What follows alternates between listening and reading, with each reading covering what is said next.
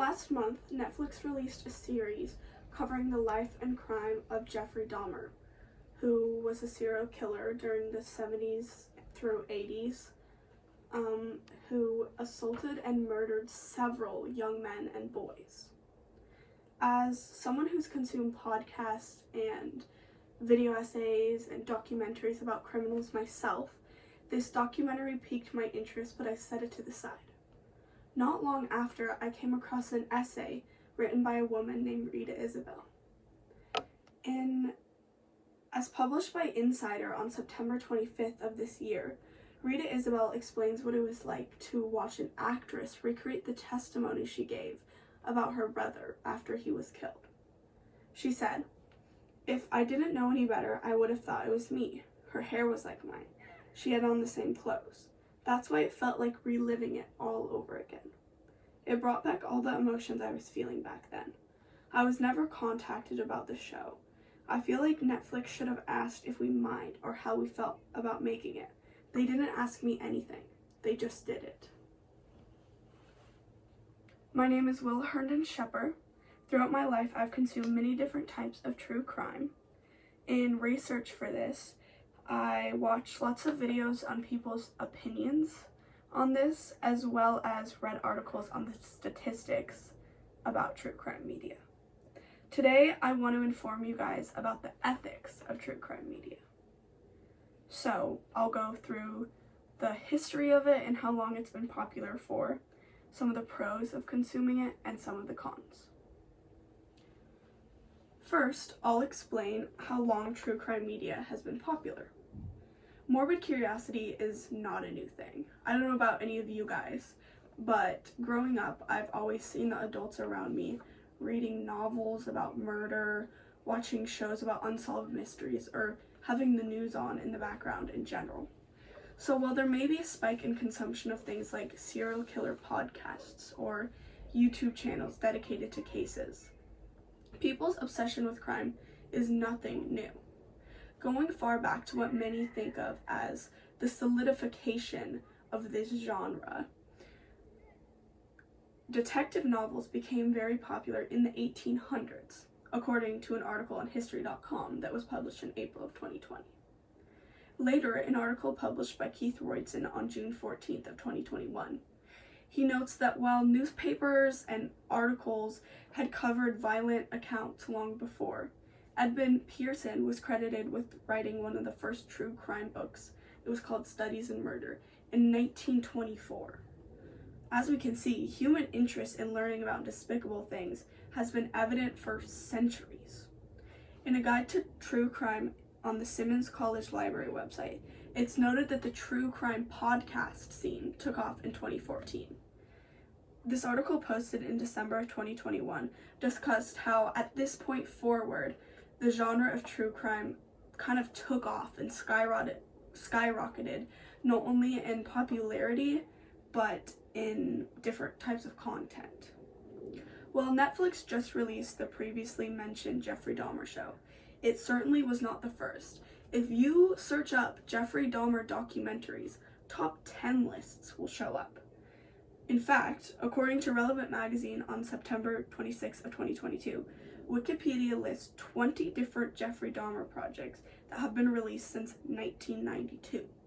By comparison, there have been 12 Batman movies and TV shows produced in the same amount of time, which is really interesting considering that Batman is like an iconic American superhero and Jeffrey Dahmer was a murderer. From the 1800s to now, it's clear that true crime has always been very present, whatever form it may come in. So far, we've discussed the idea of true crime and how it's been a long-standing topic. In the essay by Rita Isabel, the sister of one of Jeffrey Dahmer's victims, she talks more about the new Netflix series. She says, "The positive thing to come out of this is that the world didn't know my brother had any children. That has never been discussed to the public, but he had gotten someone pregnant before his death. It's not about me anymore, it's about her. So when they mention my name, I'm always going to refer to her, Tatiana Banks, Errol Lindsay's daughter." Next, let's look at the pros of consuming true crime media. In that Simmons College article, it states that a study published in May of 2018 found that 73% of true crime podcast listeners were women. Another study found that 70% of true crime book reviewers on Amazon were also women. I think this is very key to understanding the reason why this media is so popular. Some believe that women's obsession with true crime comes from a place of learning something from these cases. Being a woman myself, I understand the urge to submerge yourself in stories of vulnerable people being targeted, viewing them as gruesome cautionary tales. Because women are more likely to find themselves as victims of crimes as opposed to perpetrators, consuming this media may make them more aware of their surroundings, as well as provide some sort of relatability. Additionally, positive change has came out of true crime media before. On January 20th of 2020, YouTuber Kendall Rae posted the first part of her over 2-hour documentary following the case of 21-year-old Christian Andreacchio.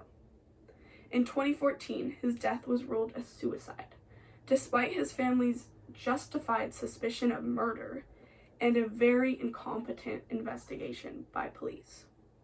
Rae traveled to Christian's hometown in Mississippi, and she very respectfully interviewed his family. She got to know them as people, and she got to know the wonderful person that their son was before he passed. She organized fundraising efforts and worked with the family to begin the grueling journey of reopening their son's case, which is a big deal and may eventually involve a grand jury. Christian's family felt that the world misunderstood their son's case, so Kendall Rae's true crime documentary was instrumental in helping the world get to know their son and begin to get him justice. So, I've explained the positives of consuming this type of media, but not long after the Jeffrey Dahmer series came out, I started to notice discussions about it pop up on social media. While scrolling through popular videos, I saw a woman wearing earrings with Jeffrey Dahmer's face on them. I saw people complaining that the show wasn't morbid or detailed enough. I noticed men dressing up as Jeffrey Dahmer himself to make jokes or as Halloween costumes. Lastly, I'm going to get into the negatives of consuming this media. In data prepared for The Ringer, published on July 9th of 2021, we can see that not only has true crime been the #1 most popular documentary subgenre, but it also grew faster than nearly all others. So why is this an issue? Well, true crime often exploits victims or diminishes the importance of their lives. If you watch this type of media, so many of the documentaries emphasize the killer's lives and the spookiness of the story. So when an increase in demand for true crime occurs, the chance for victims to get exploited and re-traumatized increases with it. Another issue to tackle is what the consumer experiences when saturating themselves with this media. According to an article written by Kash Jan for a student newspaper, quote, "The trouble with the amalgamation of crime is with entertainment is that this may impact how we react to real crimes. Desensitization may lead us to fail to fully process a terrible crime and how the people that it affects may be impacted." This paper, published on November 2nd of 2021, talks about a phenomenon I've noticed myself of true crime fans finding current, real-life, unsolved cases and attempting to involve themselves in it. While community support is very important, these people seem detached from the situations, just looking to be a part of something historical. Desensitization seems to remove the empathy aspect of a case and creates a fun puzzle for the people to solve. One more issue I've noticed is that true crime can enforce racist stereotypes. When a woman named Gabby Petito went missing this year, the internet erupted. Just like I was talking about, true crime fans went into a frenzy trying to solve the case themselves. People nicknamed her America's Daughter. While Gabby's disappearance absolutely deserved this much attention and concern, Skeptics ask, why don't others? Why is she, of all people, America's daughter? When, according to the FBI, at least 4 Black women and girls were murdered per day in the United States in 2020.